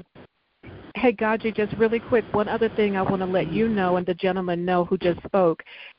I'm trying to get my hands on this news clip, but supposedly there was a news clip where our chief of police, the same chief that spoke against this organization he's a part of, the Moores, he said they would not be investigating any more, how did he put it, any more cyber weapon attacks. In other words, all of us that have been calling in to the police department prior to this shooting, this was months ago, he made it a point to say they would not be investigating any more microwave attacks or cyber attacks. And I thought that was powerful as it relates to this case. Mm-hmm. I did read that. Lynn. I'm sorry. I'm sorry, GoGi. If she would be able to get that on paper, like from the police, because I feel like that's extremely important, because that's also going to go along with the FOIA request of asking the police department how many calls do they get about this cyber torture or have gotten, or about the stalking, the harassment coming from their police department, and complaints about them.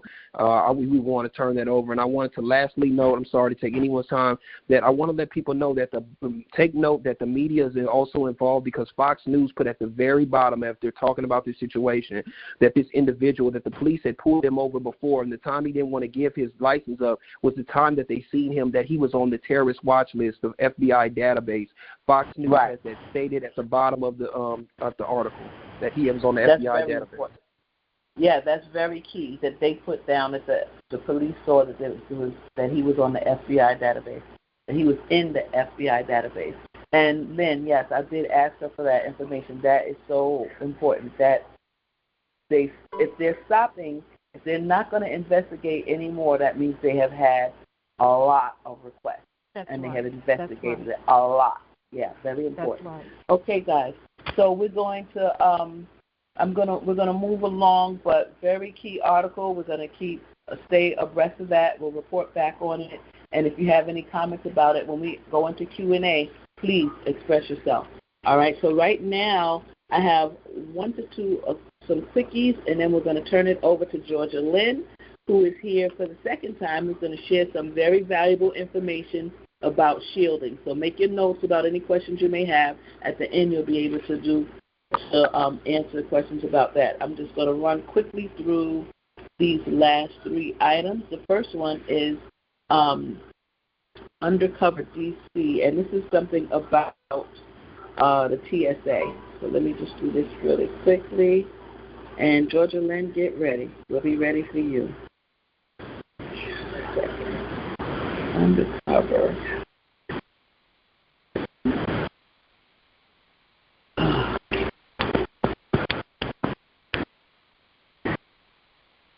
Okay, and then we have something from Tucker Carlson and Tulsi, and that's it. Okay, Undercover DC. So this deals with the Brianna.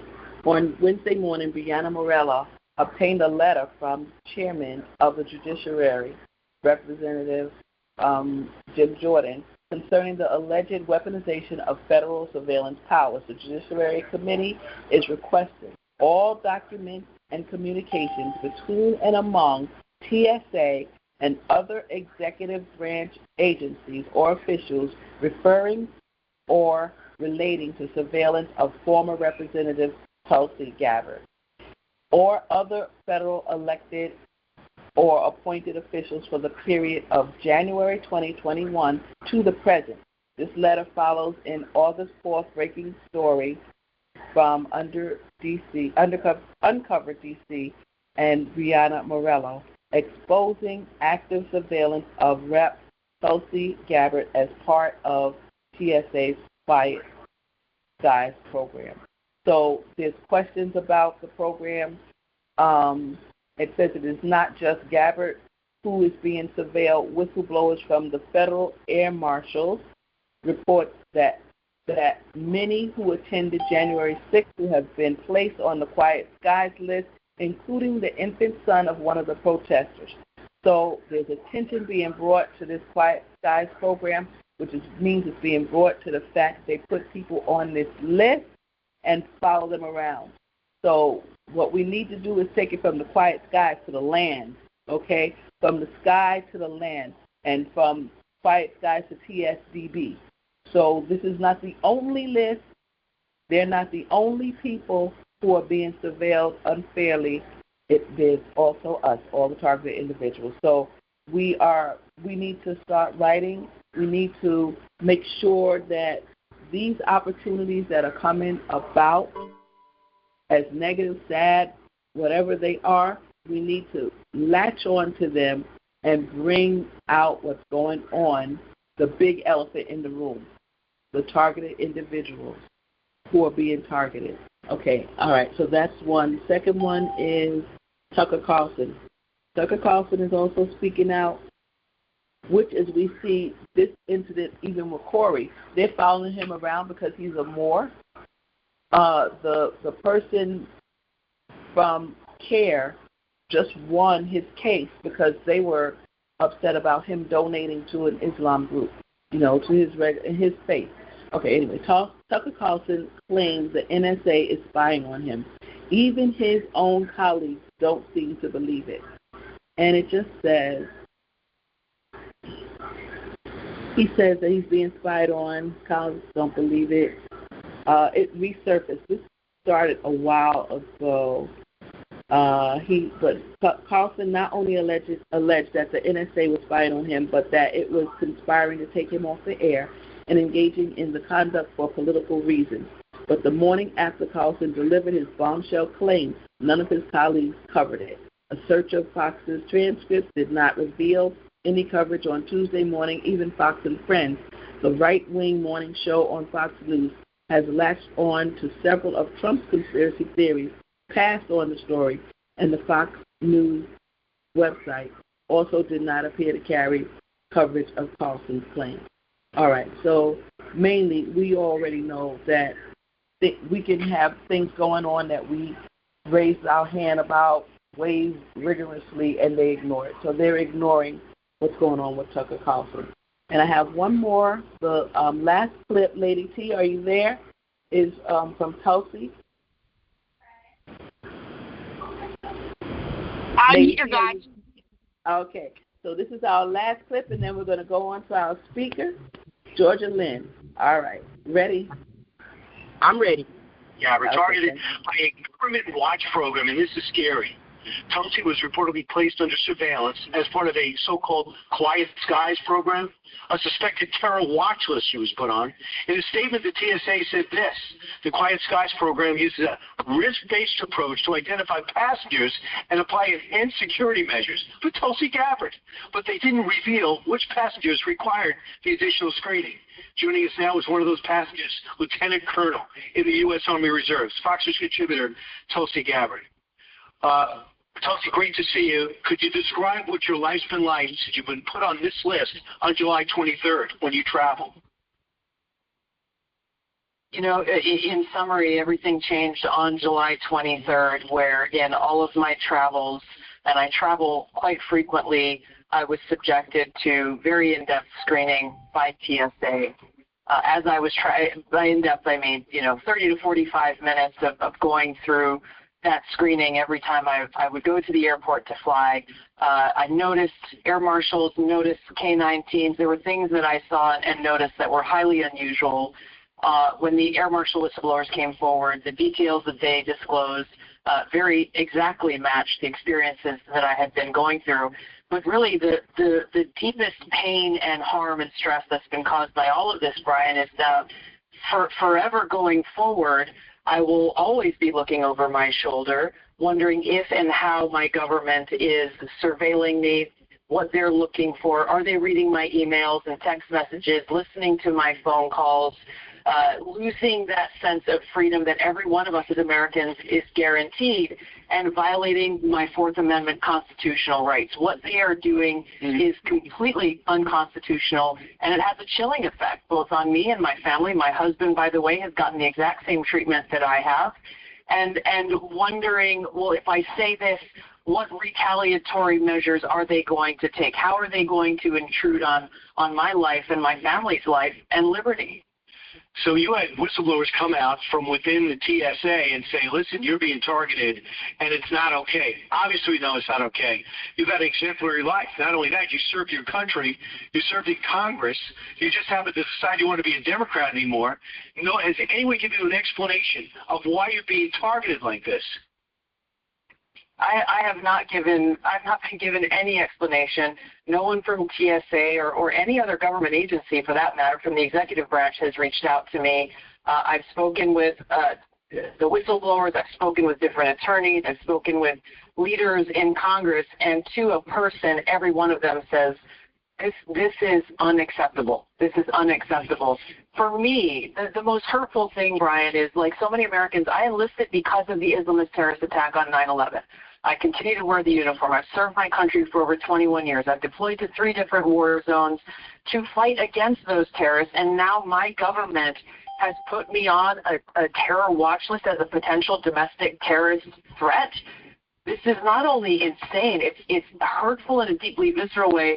And I know that I'm not the only one. This is not just about me, which is why it's so important that we stop them. They cannot be allowed to continue to abuse their power in this way and violate us. All right. Thank you, Lady T. Lady T, travel safely. You're good for tonight. I hope you'll continue to listen in. Thank you, GoGi. All right, everybody. So that was our last clip for tonight, and that's Tulsi Gabbard. And you know what? She's sounding the alarm. And again, we need the attention to be brought from the Quiet Skies to stay on the fact that they're putting people on lists and following them around for lackadaisical reasons. and it should not be happening. And they're using the word targeted, that she's targeted, okay? And they want to desensitize us to that word, but let's remember, we're being targeted. All right. Now, please let's turn our attention to Georgia Lynn. Welcome. How are you? Hi, GoGi. I'm just fantastic. Thank you. Thank you for having me. Oh, thank you for being here. One of the things that the TIs, when we talk about what we want more of, we talk about solutions and healing. We hear so much about what's going on, and we deal with it on a day-to-day basis. And what we really want to know is how to protect ourselves from what's going on, from this technology. So whatever you can share, we certainly appreciate it, and thank you for being here with us.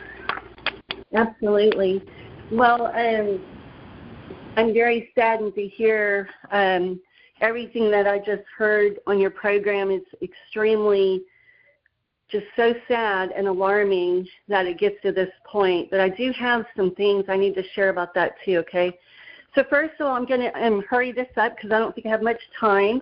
The chemtrails are real, and a lot of our targeting does come from this, reason being they are dropping nanotechnology, parasites, crystals, anything and everything that would poison our bodies with heavy metals, and it sticks to our skin. They hit us with the ultrasonic weapons. That makes it go 7 layers deep, then it goes into our organs. So, and this is an ongoing thing for targeted individuals. We're hit, thousands of times a day. This isn't just a one-time thing, right? So when we sleep, it goes up our nose. We've got crystals. These are piezoelectric crystals going up our nose. They're going into our eyes. They're going into our ears. They're going into our throat. We have to detox this, and we have to do it all the time, guys, okay? Also, I just wanted to share real quick. I'm doing 10,000 milligrams of vitamin C for my immunity and glutathione. It works amazing. It really keeps you going because of all the hits. You got to stay hydrated. I'm drinking reverse osmosis distilled water right now, but I'm fixing to get me one of those really cool still ones that you can have the water in and purify it yourself. And I'll put that on my Substack as soon as I get that figured out.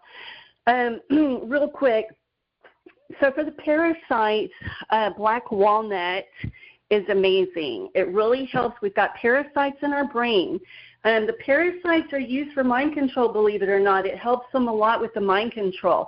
We got to get it out of there. It's in our system. We're infested, basically. Targeted individuals, you might as well say your brain is a parasite because that's what they've been doing to us for many, many, many years. We're also being done with it's called reptilian alien technology. So what they're doing to us, guys, why you're seeing these people just lose it, blank out, and things happen is because our government, the CIA MK Ultra program, has basically been putting subconscious thoughts or subliminals into our subconscious. So they figure out what program they want to put you on. Are you going to be an assassin? Are you going to be a murderer? Are you going to be a rapist? Whatever they want to do with you. And they program you usually from childhood, but you never know because your front part is you. But you got this subconscious, so all they got to do is hit the trigger, do a trigger, and hit you with a frequency of 3 hertz. And that's it, man. You change. You don't even know what you're doing. So that's something that's really bothering me. And this is what you need to do. You got to get your mind back. You've got to do positive affirmations. It does work. Positive affirmations, I do think, because let me tell you real quick about me, is I was asleep one night and I was awoken by the Holy Spirit. It guides me. And I was hearing somebody talking to my subconscious, okay? I was freaking out what I was hearing. I was like, how in the world does this work? So there's a lot of stuff they're doing to us. So positive affirmations, get the parasites out of our brains. Those are the 2 main things you can do. Our frequencies, okay, this is an amazing thing. So you get a TENS unit. You're going to hook the bottom part of it, and I'll put that on my Substack so you can see. And you put it up to your brain stem because they've implanted our brain stem, okay? And usually it's on the left side of the brain underneath that bone. You put it on there. It keeps your frequency from going down to the reptilian level, okay? So it'll keep you steady with Earth's frequency, and we really need that as targeted individuals. And one more thing, tin foil. A lot of people are using aluminum foil, which helps. It does. It blocks a lot of the higher frequency radio waves. But you know what? After World War II, they stopped making the real deal, tin foil, and that's the one that really protects us. So if you can find some, try to put it up in your hat or something if you need to get out and you're getting hit in the head. And one more thing I use is earplugs. Those, not the foam. These are like gooey. They're like gummy. You put them in your ears, and it really stops the remote neural monitoring when you sleep, and you really need that because that'll stop those dreams that they're putting into us and all of that. And I've got so much more information, but I guess they could just go to my Substack, or you can just have me back, but I can go into further details, just trying to hit some of the basics I just discovered. All right. Okay. She talks so fast, guys. So I'm going to I think you told me I only had 5 minutes. I was trying to get everything in. No, you have time. It's good. So let's go over some of the things. So the black walnuts, you said the black walnuts will take care of, I can't even remember, Tammy. What did you say the black walnuts will help? That is for the, it says heavy metal detox parasite cleanse, and it's very good for our brains. So when you take this, you can. I'll put that on your site or on my site. Where to order it. You can get it off Amazon, but it really helps me. That's one of the main things that target individuals need to do. I'm trying to slow it down, is detox parasites because they're all in our brains. Okay. So the black walnut. So we're going to eat the black walnut. We're going to stay hydrated with water. Did you say a particular kind of water? Did you say distilled? So, yeah, I'm doing reverse osmosis distilled until I get one of those big silver things that you can put the water in that actually cleanses it. And then you get the cleansing strips with it, and it shows you. But water, we have to stay hydrated. It's very important being hit with all these weapons. Absolutely.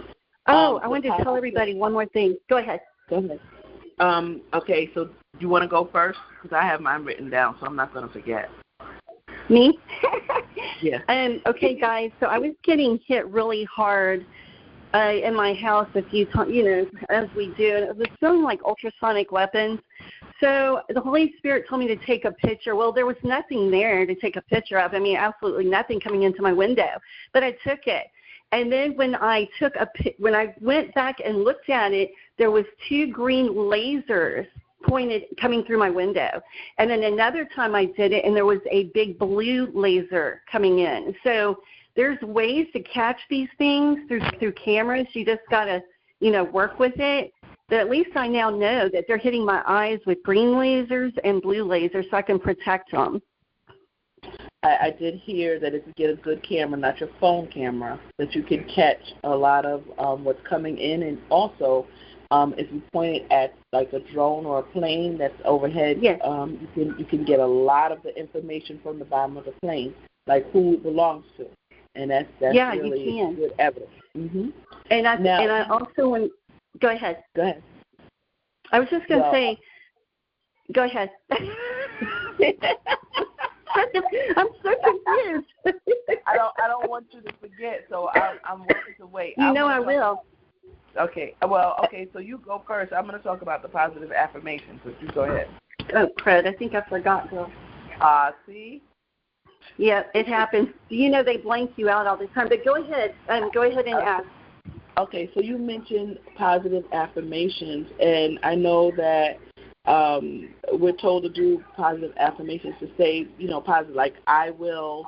Let's just give an example of 1 or 2 positive affirmations so people will know what we're doing. So for our subconscious, since they've taken it over and put so much evil crap in it, so what you're wanting to do is fast at least once a week. You're going to pray all day, every day, and these positive affirmations are going to be like this. This is what I was finding out. They were trying to make me think I hated my family and all this stuff. It was horrible stuff I was hearing. So I love my family.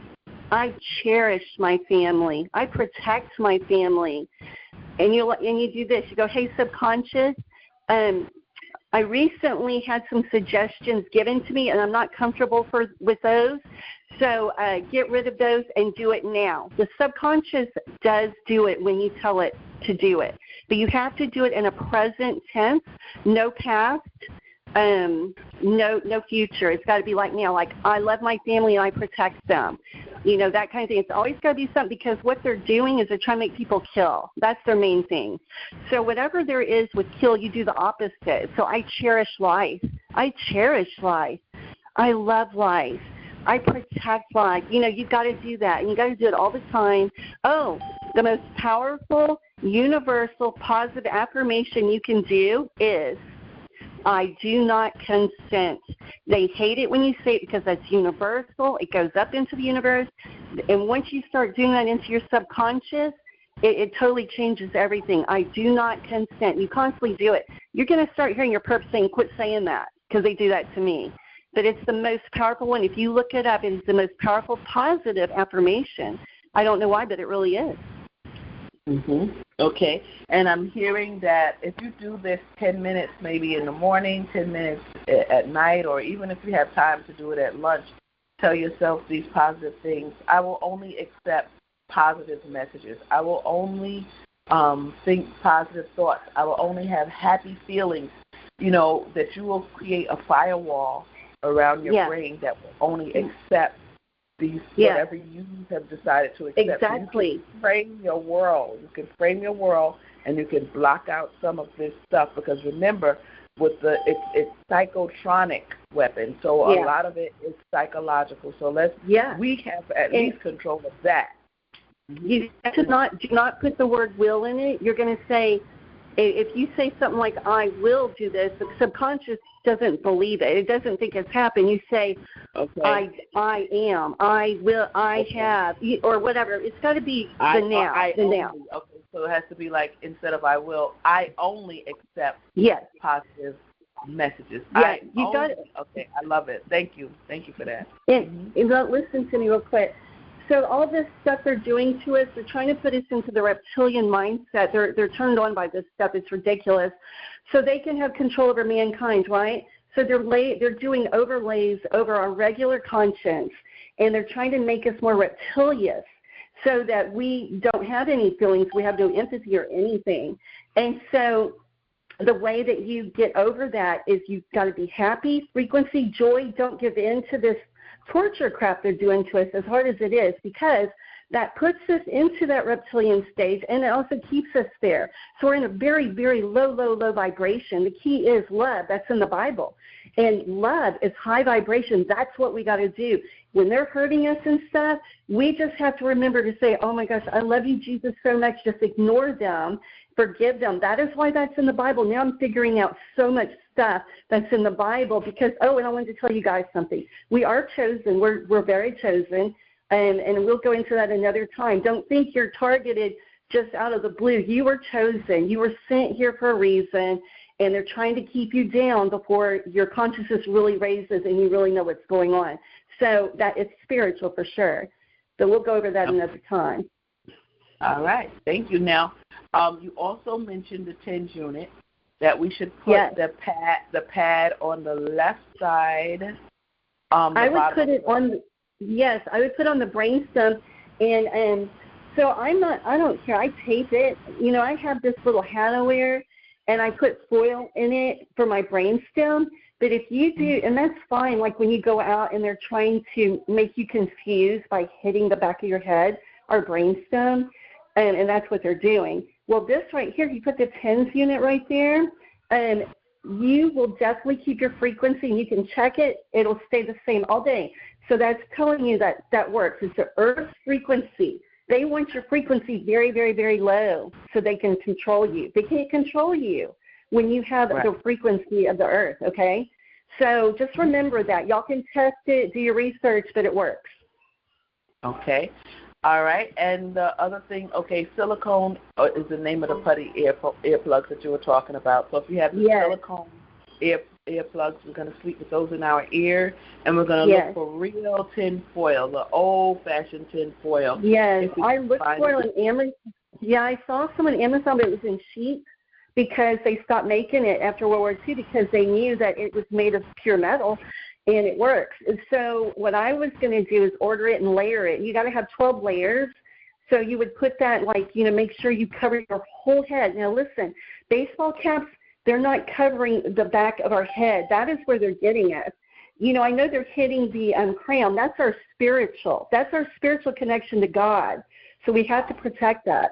But the back of your head where the brainstem is where they're getting us with reptilian, alien technology. And this goes back to the fallen angels. So make sure you protect that. Very important, the crown and that part. Oh, and the meridians. You got to look up the meridians on your scalp. Protect those too, because that's where they're targeting. All right. Okay. Thank you so much, Georgia Lynn. I hope y'all heard me because I know I talked fast. Yeah, you did, but we reviewed it. So it should be okay. And what we're gonna do, we're gonna open up for Q&A. If you have any question from any of the speakers tonight, from with any article, anything, now is the time. We're gonna if you can get in line for Q&A, and we'll answer questions. Thank you so much. Georgia Lynn on Substack, everybody. Hi, GoGi. Hi. My turn. Hi. Okay. I just want to make a comment about the article that you read about the Washington State Fusion Center by mistake releasing the information about the program and the diagrams attached. These diagrams that are historical diagrams of the targeted individual program were designed by our colleague Eleanor White. She is a well-known targeted individual for many years. She lives now in Canada, but she made these designs. So when this article was published in 2018, and knowing that she was the author, because I was on sharing with her a frequent thread of TIs of like 100 TIs. So we know that she's the author. So I called her and I said, look, they are saying that your design is what was released by mistake by the Washington Fusion Center. And she said, yes, law enforcement and intelligence are constantly using my designs to train people for the program. So she told me that police, sheriff's offices, the FBI, the CIA, they're all using her design, these historical designs, to train people about the targeted individual program, and she knew that. Wow, thank you. So I thought that, yeah. That means that, similar to what they did with Robert Duncan, they took his work and changed it and used it for ill, but with hers, they're taking the diagram that she created and training people how to hurt us, because it tells you what part of the body affects what part of you. So thank you for that. Thank you for that background information. Thank you for that. Okay. Next caller, please. Thank you, Liliana. Hello. Hi. How are you? Hi. I finally hi. Okay. Hi. Haven't heard from you in a long time on this call. Look, I tell you, my heart goes out to the young man, the Morris man, gentleman that was murdered. But I can, we definitely sympathize with him and his family, because we know. I'll speak for myself. I'm surrounded by criminals. They are so dirty people, and you know them. And it can. I just have to pray and remember what God said, that vengeance is His. Because me in myself, I would, people can easily resort to something like that. And, but anyway, we just have to, I thank God for knowing other TIs too, because being affiliated with other TIs and talking with other TIs and conferences, it just helps you to, it motivates us to continue to restrain ourselves. And so he probably didn't have a support system like we have, and probably didn't understand what was going on with him. But thank God for a strong support system and extended TI family, unfortunately, that we didn't ask for. But yes, I can. I'm here at a facility, and if you were to look at it, it's a nice place. But criminals, hardcore racist criminals are here, and there's certain people they don't want here, and such as myself and several other targeted individuals. And anyway, we just and the name of the facility, in case someone is listening, it's a Presbyterian apartments here in Talladega, Alabama. Nice place, but we are being harassed, terrorized. And thank God that God has given us favor with the chief of police. And so, right. But yeah, I just wanted to say that, and at the next rallies or whatever we have, I will be there. And thank God I have someone to travel with me now. And so, all right. Yes. And so, Sister God, I'm getting ready to back. Are you all going to try to make it out to the funeral, or you all and get in touch with the family? We are considering going to Dallas. Yes. Okay. It's on my heart that the father and the family absolutely need to know what's going on. Amen. Thank you. I feel for the father. Absolutely. Yeah. Yes. Okay. I'll keep it brief. I'll talk back with you later. Okay. All right. Thank you. God bless. Amen. All right. Bye-bye. God bless. Thank you. Thank you so much.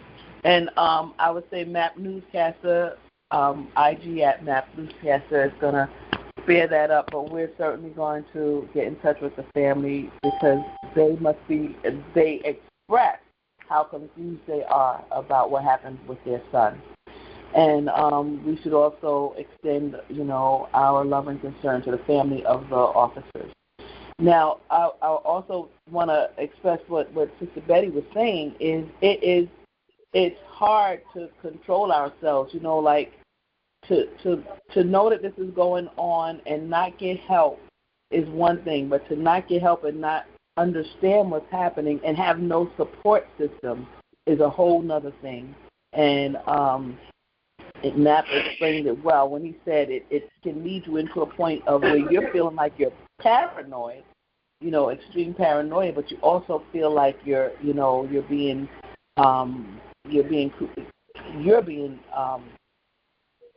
tortured for no reason. So I can't imagine. But thank God we have each other, and let's make sure that we make really good connections and stay together. All right, next caller, please.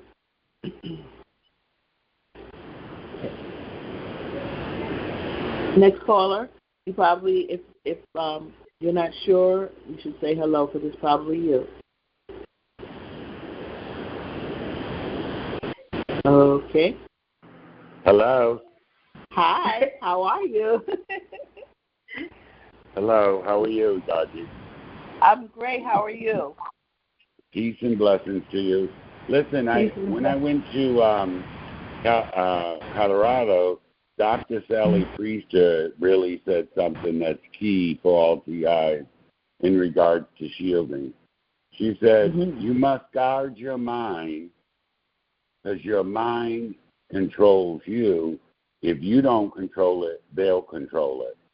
But she said also there's three parts. One is your mind, and your soul and your spirit have to be in line with each other because they belong to God, not to the man. And she said that's how she has survived. And if anybody sees the video, with her speaking, she was very, very keen on that part. Your mind, your soul, and your spirit. And also earlier you stated, and the young man on the phone said about hope. Hope is key in this program because hope brings you faith. And that faith, you walk by sight. You walk by faith and not by sight. And if you have hope and you don't have no direction, any TI that's listening, you have to reach out. You have to have hope and get with somebody that knows about faith, and then you can learn about faith and how you can make it through this. Because when you have hope, then you can develop your faith. That's how it starts. That's all I have to say, and peace and blessings to all of you. Great show. Thank you. Thank you so much. Peace and blessings to you as well. All right. Yes. We have to have hope, and we have to have faith. Hi, GoGi. And control ourselves. Hi, how are you? I'm good. It's good to be home. I bet it is. But it was a pleasure meeting you, my dear. I know this voice now. I have a face to put with the voice. So it's beautiful. I was overwhelmed when I met you at first. God bless you. You have a lot on you, but you're handling it. So it's a beautiful thing. God only gives you the amount you can handle. Mm-hmm. That's right. Yeah, I'm praying for the family of that guy. And it's just so sad. And you look at, I'm so sorry, you look at how many people are being targeted right now, and they're running back and forth to the doctor, and they're doing this and they're doing that, and they don't have any understanding why everything's happening. I'm so grateful for this community, for when I thought that I was the only one in America that this was happening to. And when I found the community, I was grateful. I just wish that he had found the community before he did that. So I'm praying for his family. God bless them and protect them and strengthen them, that they not only prevail, but they also recognize what their son was going through in case it ever happens to somebody they know. Yes. Yeah, so Thank you so much. Yeah, well said, Constance, and you're absolutely right. If he had only known, but at least we can let the family know. At least we can let them know what he was going through. And you know what? We can't fault them, because who would even imagine this program to exist? It's so outside of their realm of thinking, and we understand why. Oh gosh! So many thank you. Okay, thank you. God bless you. God bless you. So happy to know you. Happy to know you. All right. Bye. All right. Next caller, please. It was great meeting the people, the voices. Wait a minute, the people behind the voices. Hi, GoGi. Hello. Yes, you can. This is Saqib in Atlanta. I have a quick thing to mention. Not sure if you, Targeted Justice, already had this. I have a PDF document of hundreds of U.S. patents of microwave directed energy weapons, and there are dozens of them. Say each one has the day it was created. Some are as old as in the 60s. Some are as old as maybe 15 years ago. It tells you each frequency, each weapon, what frequency it works on, when it was developed, and the person who developed it. And it also tells you what it does to your brain, or what type of V2K it is, or your other body parts. All the information is there are hundreds of them. So I'm not sure if that has any value to you, Targeted Justice, or they already have it. But if not, I'd be very happy to send it to you. Okay, yes, I've seen it before. I'm sure they have it because I've seen it before myself. And so it is a valuable piece of, it's a valuable document, because at just the right times it can be utilized. That's it. That's all I had. Thank you. Thank you, Saki. Thank you for being here. All right, everybody. Next caller, please.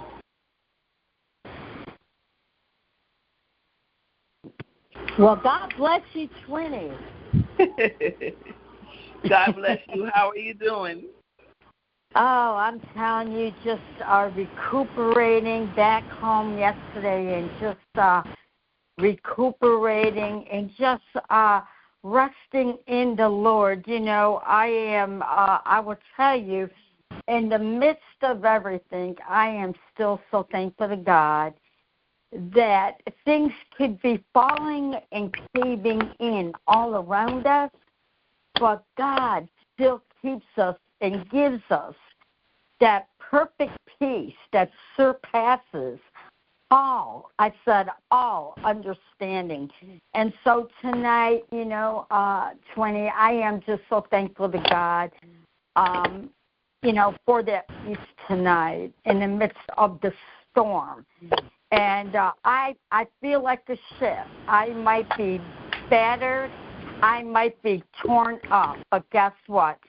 The anchor still holds. So, and that is the Lord Jesus Christ. And my faith and my hope is in Christ Jesus. And that, and tonight, I thank God that there is hope.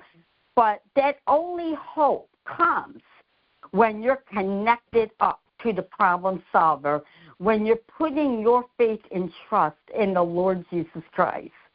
That's the key, really in getting free from this program, GoGi, is getting connected and staying connected to the Lord Jesus Christ. And that is my prayer, that each and every TI will really get a hold of that. That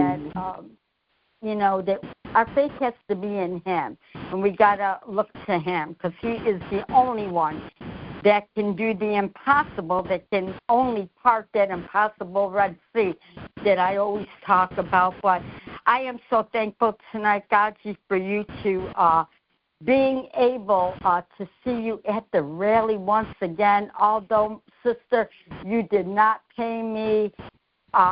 That you did not fill my green bag that I brought, and you know what I'm talking about. But praise the Lord anyway. But I am so thankful for the rally. Thank God for what Targeted Justice is doing. And, we're all in this together. And we just have to support one another, lift each other up, because if we do not do that, we're going to consume one another. So we got to really make sure that we are upbuilding and uplifting, because that is the type of God that God is. He's a God that encourages and uplifts, and so we need to follow suit. But thank you again, GoGi. Let everyone at Targeted Justice know that I thank them for the rally, for what they're doing. And hopefully, GoGi, the next time my green bag will be filled, my sister. I'll have something real special for your green bag next time. But it was good seeing you. I'm so glad you were able to make it to the rally. And look forward to seeing you again. God bless you. Thank you. Thank you for your comment. All right. Amen. Next caller, please. All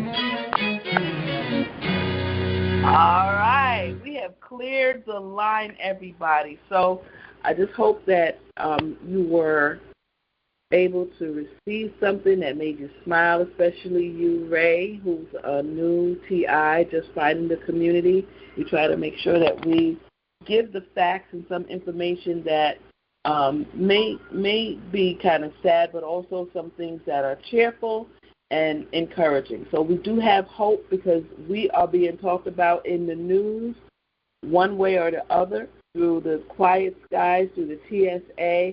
There are questions that are in the news through Havana syndrome, through anomalous health incidents. So the big elephant is being dealt with differently. However, we have to do our part. So please do your J.A.M homework. One of the things we said to do was reach out to Kelsey, just lightly letting her know who we are. You know, we can reach out to the family of the cops as well as Corey Cobb Bay, who did not know he was a TI. We need to just become involved. There's some things that are, I can't think about right now that we're working on, and I hope that you will join in, particularly when we decide to go around and do things with elected officials. So the election is coming up. We want them to know that we are targeted individuals, and there's something that they can do for us while we hold our ballot in our hand, deciding which way to go. All right? So it's important that we do that. We mentioned that before. So I think I'm finished, and we have no other announcements this week. Please do your J.A.M homework and check this out on YouTube, and I'll see you next week on the J.A.M. We're going to open up and say good night. All right, let's do that. Thank you for joining the J.A.M, everybody. Thank you for being here. Thank you. Everybody. Thank you, Gadi. Thank you. Good night, everybody. Thank you, Happy birthday, Gandhi. Your positive affirmation. Prayers to the family of the young man. Good night, everyone. His life was lost. Yes. Good night and God bless. Good night and God bless. Thank you. Thank you for being here, everyone. Thank you. God bless you. God bless you. Yes. Thank you. So glad you all made it in. Thanks for joining the J.A.M. Thank you. And remember, guys, do means destroy, expose, and win. All right, now. Ooh, I like that. Destroy, explode, and win. Win. Thank you. Thank you from Australia. Thank you from Australia. Bye. Thank you, Australia, for being here. Thank you. God bless. Bye, Gadi. Thank God you. bless. Bye. Thank you. My pleasure. Bye-bye. Thank you for being here, guys. Thank you for being here. God bless you. God bless you. My pleasure.